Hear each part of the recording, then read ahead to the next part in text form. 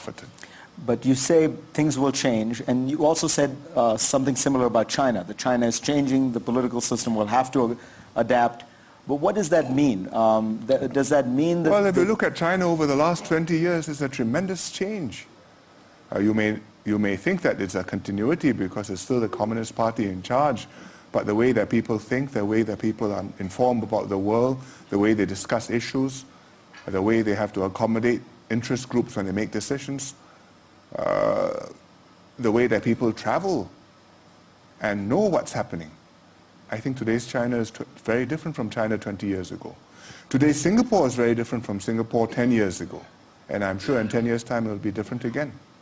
Do you think China will be trusted as the dominant power in Asia? If you look at the last year, where China made these pushes in the South China Sea with Japan, with that episode with the ship, it seemed like it provoked a very strong backlash in Asia.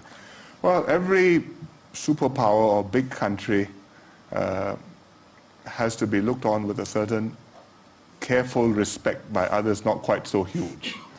Even the United States. But the United States, after 60 plus years in the Pacific since the war, is still welcomed and is still considered benign. And that's really a good example for the Chinese to seek to emulate. Do you think that the forces within China that are for that kind of a conciliatory approach versus more hardline approach are gaining or losing strength right now? I think the generation which saw the war, the generation which experienced the Cultural Revolution, will know the limits and will understand that the priority is to make sure that China is well internally and not to push your weight around externally. The generation which grew up as China was prospering and rising and is proud of so many things, fast trains, Olympic Games, cosmonauts or astronauts or taikonauts, and so many achievements, whether they will have the same balance and perspective is the $64,000 question.